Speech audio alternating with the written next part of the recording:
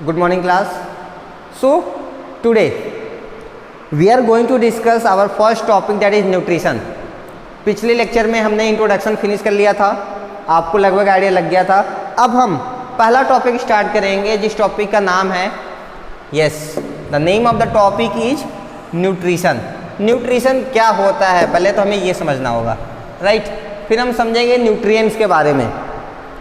तो चलिए स्टार्ट करते हैं।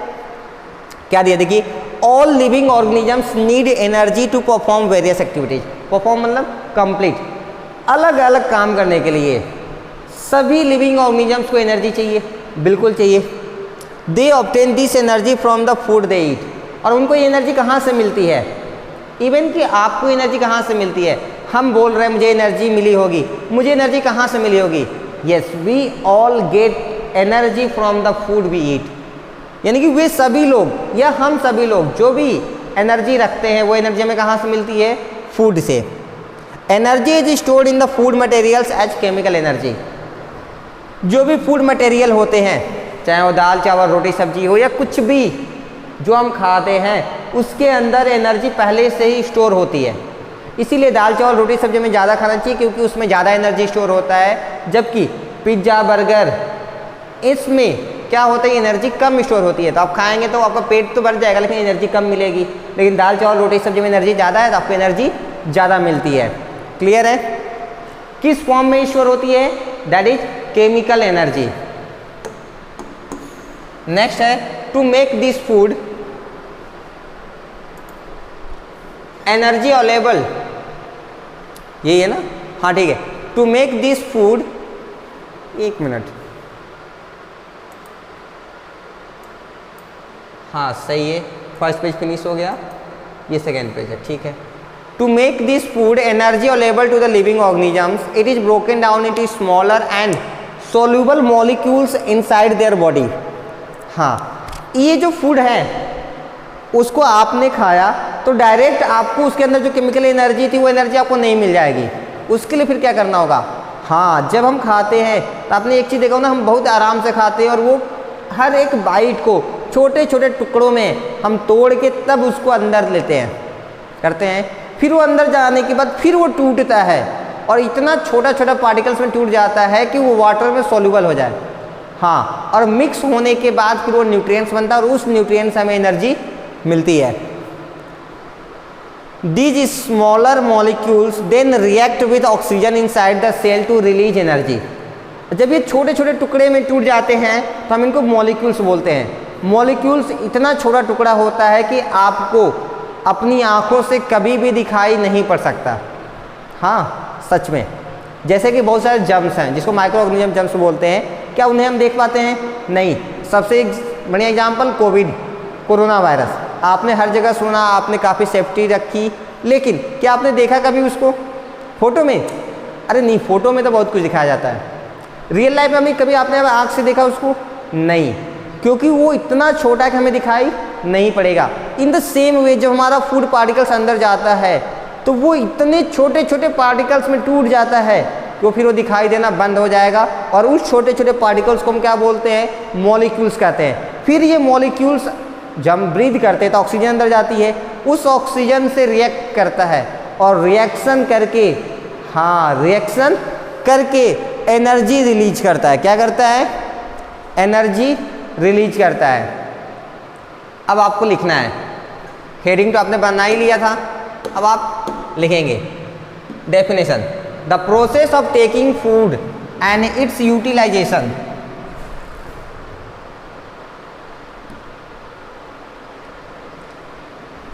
Bye the body is called nutrition.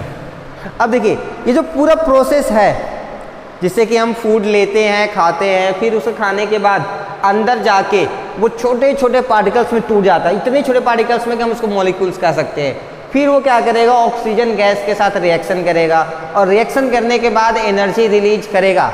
इस पूरे प्रोसेस को हम क्या कहते हैं? न्यूट्रिशन कहते हैं। समझ में आई मेरी बात? तो न्यूट्रिशन क्या है? अगर हम आम शब्दों में कहें, इन जनरल वर्ड्स, तो कह सकते हैं खाना खाना और खाना खाने से लेके एनर्जी तक मिलने तक, एनर्जी मिलने तक जितनी भी सारी प्रोसेस हुई हैं उन सारे प्रोसेस को हम क्या कह सकते हैं, न्यूट्रिशन कह सकते हैं। समझ आया? नेक्स्ट हम डिस्कस करेंगे मोड्स ऑफ न्यूट्रिशन। अब ये क्या है? हाँ, न्यूट्रिशन करने के कैसे तरीके हैं? बहुत सारे तरीके हैं, स्पेशली 2 तरीके हम डिस्कस करेंगे। पहला ऑटोट्रॉफिक न्यूट्रिशन, दूसरा हेटरोट्रॉफिक न्यूट्रिशन। तो आप हेडिंग डाल लेंगे अब मोड्स ऑफ न्यूट्रिशन। डाल दिया हेडिंग आपने? स्टार्ट करें, चलिए। In living organisms food is the basic source of energy. हाँ, जितने भी लिविंग ऑर्गेनिजम्स हैं उनको एनर्जी चाहिए, और उनको एनर्जी कहाँ से मिलती है? फूड से। सही है? Therefore it is very important to know how different organisms get their food. इसीलिए यह जानना बहुत ज़रूरी है कि अलग अलग ऑर्गेनिजम्स को उनका फूड कहाँ से मिलता है, कैसे मिलता है। Based on the food habits, लोगों के खाने से हैबिट के बेस पे, या फिर अलग अलग एनिमल्स के खाने की हैबिट्स के बेस पे। The modes of nutrition in all living organisms are divided into 2 categories. तो जो मोड्स ऑफ न्यूट्रिशन है यानी खाने के जो तरीके हैं, हम इसको 2 पार्ट में डिवाइड कर सकते हैं। पहला ऑटोट्रॉफिक न्यूट्रिशन एंड दूसरा हेटरोट्रॉफिक न्यूट्रिशन। बात तो क्लियर हो गई होगी। ऑटोट्रॉफिक न्यूट्रिशन क्या होगा? जिसमें वो खाना अपना खुद से बना लेता हो with the help of inorganic substance. हाँ, अब बताइए, अगर मेरी मम्मी खाना बनाती है घर पे, तो बताइए मेरी मम्मी ऑटोट्रॉफ हुई या हेटरोट्रॉफ? हाँ, क्या कहा आपने? ऑटोट्रॉफ? नहीं, हेटरोट्रॉफ। क्यों? क्योंकि मेरी मम्मी ने जो खाना बनाया वो गैस और वाटर की हेल्प से नहीं बना था। सॉरी, वो किसकी हेल्प से बना? प्लांट प्रोडक्ट से। तो जब भी हम खाना प्लांट प्रोडक्ट्स या एनिमल प्रोडक्ट्स की हेल्प से बनाते हैं, वो कभी भी ऑटोट्रॉफ्स नहीं कहलाते। वो क्या कहलाते हैं? हेटरोट्रॉफ्स। तो आपने लिख लिया होगा मोड्स ऑफ न्यूट्रिशन हेडिंग। फिर उसके बाद आप इन दोनों का नाम लिख लीजिए। पहला ऑटोट्रॉफिक न्यूट्रिशन, फिर दूसरा हेटरोट्रॉफिक न्यूट्रिशन। इतना करने के बाद आप नेक्स्ट हेडिंग बनाएंगे, दैट इज ऑटोट्रॉफिक न्यूट्रिशन। ये क्या होता है? आइए डिस्कस करते हैं।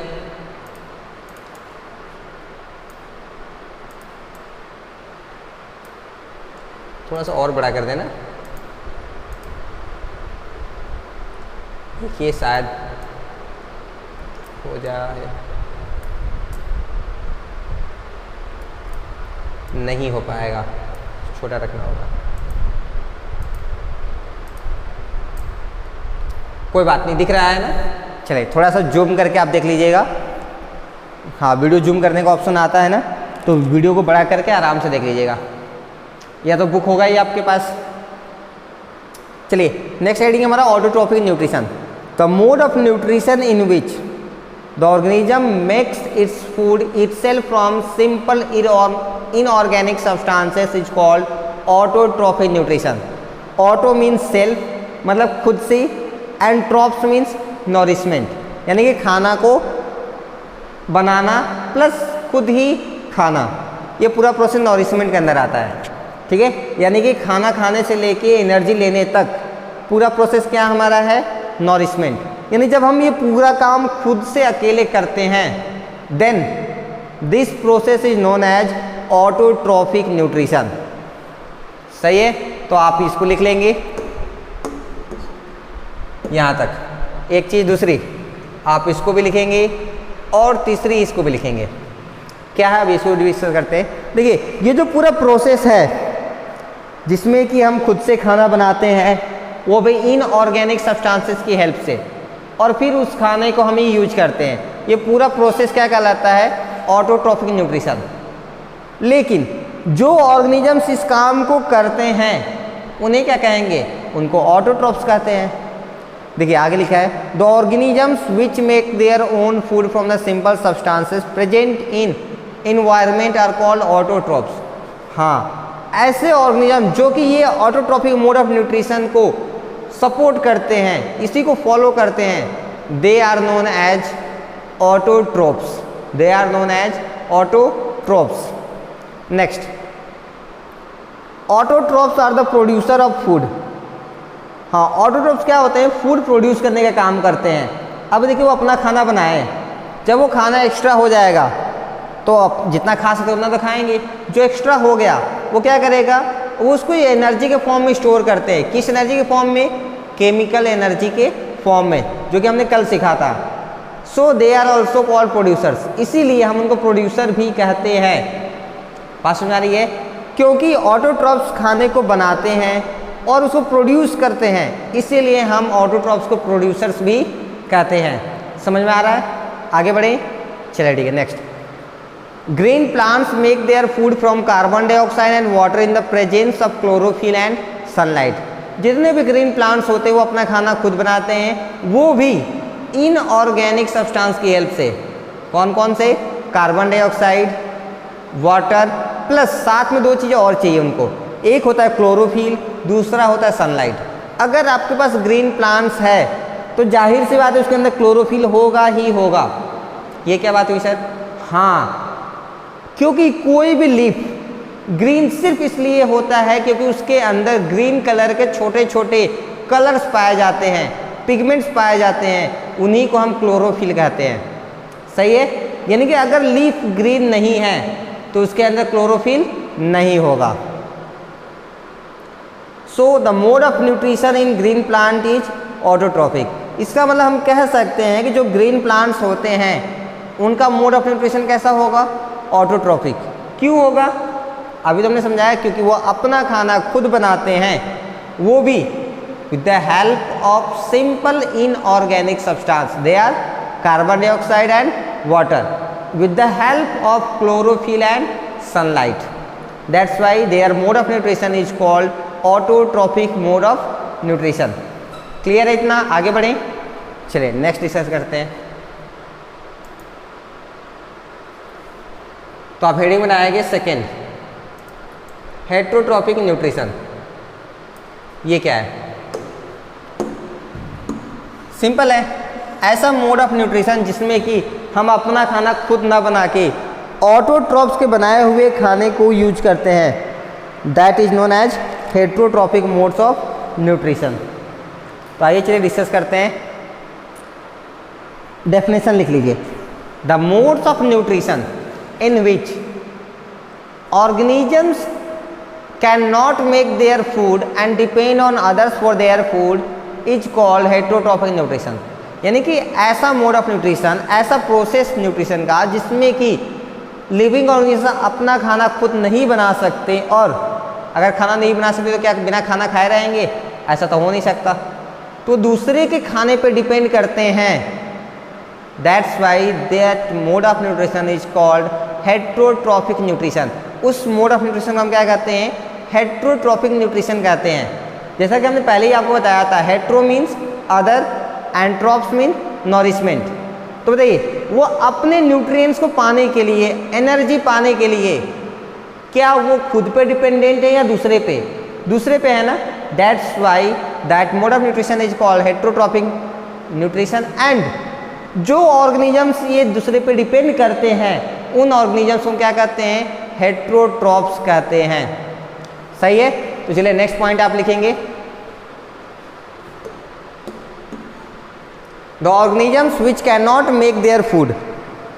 ऐसे ऑर्गेनिजम जो अपना खाना खुद नहीं बना सकते and depend on others for their food are called heterotrophs, और वो दूसरे पे अपने खाने के लिए डिपेंड करते हैं, उनको हम क्या कहते हैं, हेट्रोट्रॉप्स कहते हैं। The mode of nutrition in heterotrophs is called heterotrophic. जो ये मोड ऑफ न्यूट्रिशन होता है हेट्रोट्रॉप्स में, यानी कि वो अपना खाना खुद ना बना के दूसरे के खाने पर डिपेंड करते हैं, इस मोड ऑफ न्यूट्रिशन को हम क्या कहते हैं, हेट्रोट्रॉपिक कहते हैं। Next, animals and humans do not make their food. हाँ, आपको कुकिंग करते हुए मम्मी दिख सकती है, लेकिन वो मम्मी पूरी तरह से इनऑर्गेनिक मटेरियल से खाना नहीं बना सकती, इसलिए मम्मी ऑटोट्रॉप्स नहीं है, मम्मी इज ऑल्सो हेट्रोट्रॉप्स। तो जितने भी एनिमल्स और ह्यूमंस हैं, all are the examples of heterotrophs. They eat the food prepared by plants or eat the flesh of the smaller animals. वो या तो प्लांट के प्रोडक्ट्स से खाना बनाते हैं या फिर हाँ वो छोटे छोटे जानवरों से अपने खाने को अचीव करते हैं। कैसे? अब मान लीजिए हेन है, डक है, तो उनसे उनको क्या मिलेगा? एग। वहाँ से कई बार लोग क्या करते हैं, जो कार्निवोर्स होते हैं, हाँ, जो मांसाहारी होते हैं, वो चिकन बनाते हैं घर पे, तो वो वहाँ से उनके फ्लेश को भी खाते हैं। Next, therefore all animals and humans are heterotrophs. इसका मतलब साफ है कि जितने भी एनिमल्स हैं और ह्यूमंस हैं, they are heterotrophs depending on the food they eat, क्योंकि उनका खाना भी अलग अलग हो सकता है, इसलिए उसके बेस पे हम जितने भी हेटेरोट्रॉप्स हैं, चाहे वो एनिमल्स हों या ह्यूमंस हो, हम उनको 3 पार्ट्स में डिवाइड करते हैं। कितने पार्ट्स में? 3 पार्ट्स में। पहला, जो सिर्फ प्लांट प्रोडक्ट्स खाते हों उनको हर्बीवोर्स कहेंगे। दूसरा, जो सिर्फ फ्लेश खाते हों, यानी कि एनिमल्स के flesh, they are called carnivores. और कुछ ऐसे भी तो होंगे जो प्लांट प्रोडक्ट्स और फ्लेश दोनों ही खाते हों, हाँ, उनको हम क्या कहते हैं? ओमनीवोर्स। अगर आपको इन तीनों का मतलब समझ में आ गया वर्ड का, तो आपको डेफिनेशन रटने की कभी ज़रूरत नहीं पड़ेगी। ये देखिए, हर्बीवोर्स, ये 2 चीज़ों से मिलके बना है, हर्बी और वोर। हर्ब का मतलब होता है प्लांट्स एंड ट्रीज, यानी कि जो प्लांट के प्रोडक्ट्स हैं, वोर्स मतलब खाने वाले। देखिए, ऐसे एनिमल्स या लिविंग बींग्स जो कि सिर्फ प्लांट के प्रोडक्ट्स को खाते हैं, दे आर कॉल्ड हर्बीवोर्स। वैसे देखिए, ये है कार्न और वोर्स। कार्न का मतलब फ्लेश, वोर्स का मतलब खाने वाले, यानी कि ऐसे लिविंग ऑर्गेनिजम्स जो कि सिर्फ फ्लेश खाते हैं, they are called carnivores. In the same way यहाँ पे ओमनी मिलेगा और वोर्स मिलेगा। ओमनी मतलब हाँ, एवरीथिंग, जो सब खाता हो। वोर्स का मतलब खाने वाला, यानी जो प्लांट के प्रोडक्ट्स भी खाते हों और फ्लेश भी खाते हों, दे आर कॉल्ड ओमनीवोर्स। समझ में आ रहा है मेरी बात? एक बार फिर से, हर्बीवोर्स उनको कहते हैं जो प्लांट्स खाते हैं। प्लांट का मतलब सिर्फ घास फूस खाने वाले नहीं, जो प्लांट के प्रोडक्ट्स खाते हैं। अगर मान लीजिए मैं सिर्फ दाल चावल रोटी सब्जी खाता हूँ, यानी कि मैं कोई भी फ्लेश नहीं खाता, then I am the example of herbivores. आप ये नहीं है सर आप तो घास खाते ही नहीं है, हाँ, हर्बीवोर्स का मतलब ये नहीं जो सिर्फ प्लांट खाते हों। हर्बीवोर्स का मतलब जो या तो प्लांट खाते हो या तो प्लांट से मिलने वाले प्रोडक्ट्स को खाते हों, जैसे कि धान चावल गेहूँ, ये सब प्लांट के प्रोडक्ट्स है। अगर इससे बना हुआ भी और कोई चीज़ आप खाते हैं तो वो भी आपका हर्बीवोर्स ही माना जाएगा। कार्निवोर्स का मतलब फ्लेश, जो सिर्फ फ्लेश खाते हैं, they are called carnivores. Omnivores मतलब जो दोनों ही खाते हैं, जो दोनों ही खाते हैं। तो आपके नोट्स में आप ये लिख लेंगे, यहाँ से यहाँ तक लिख सकते हैं। फिर उसके बाद आप क्या करेंगे, हाँ, नेक्स्ट आप लिखेंगे हर्बीवोर्स क्या होते हैं। हर्बीवोर्स यानी कि प्लांट ईटर्स। हाँ, प्लांट का मतलब ये मत सोचिएगा जो सिर्फ घास फूस खाते हैं। चलिए डिस्कस करें। पहला herbivores, plant eaters, the animals which eat only grass. ऐसे एनिमल जो कि सिर्फ घास खाते हैं, प्लांट्स पौधों को खाते हैं या फिर प्लांट के प्रोडक्ट्स को खाते हैं, दे आर कॉल्ड हर्बीवोर्स। तो आपको डेफिनेशन लिखने की जरूरत नहीं है, आप हर्बीवोर्स के एग्जाम्पल लिख लेंगे। एलिफेंट, कैमल, काऊ, डियर, गोट, ग्रासहोपर एक्सेट्रा। आप कोई भी 2 एग्जाम्पल लिख लेंगे। दूसरा, कार्निवोर्स। कार्निवोर्स का मतलब मीट ईटर्स, जो फ्लेश खाते हैं। The animals which eat meat और flesh of other animals are called carnivores. यानी कि ऐसे एनिमल्स जो कि मीट खाते हैं या फिर अदर एनिमल्स के फ्लेश को खाते हैं, उनको हम क्या कहते हैं? कार्निवोर्स कहते हैं। Example, lion, tiger, jackal, hawk, frog, snake, vulture, lizard etcetera. आप इसमें से भी कोई 2 एग्जाम्पल कार्निवोर्स वाले कॉलम में लिख लेंगे। नेक्स्ट जो हम डिस्कस करेंगे दैट इज ओमनीवोर्स। ओमनी का मतलब जो दोनों खाते हों, यानी कि जो सब खाता है, प्लांट्स प्रोडक्ट्स भी खाते हों और फ्लेश भी खाते हों। The animals which eat both plants and meat are called omnivores. Man eats both meat, animals and plants in the form of vegetables and cereals. Cereals मतलब राइस, व्हीट, मेज, ज्वार, बाजरा। Therefore man is an omnivore. Crow, dog, ant, sparrow and myna are some other omnivores. ये सब भी क्या है? Omnivores. तो इसमें से भी 2 एग्जाम्पल आप ओमनीवोर्स में लिख लेंगे। आगे, we depend on plants and animals for our food. हम प्लांट्स और एनिमल्स पर क्यों डिपेंड है? फूड के लिए। Food items obtain from plants, हमें प्लांट से कौन कौन से फूड मिल सकते हैं? Rice, wheat, pulses, fruits and vegetables. इसी तरह food items obtain from animals, animals हमें क्या क्या मिल सकता है? मिल्क, दूध, चीज़, पनीर, कर्ड, दही, मीट एंड एग। तो आज इतना ही, आप अपना होमवर्क करिए, होमवर्क को टाइम से ग्रुप में अपडेट किया करिए, बाकी हम नेक्स्ट क्लास फिर डिस्कस करेंगे। Till that thank you so much.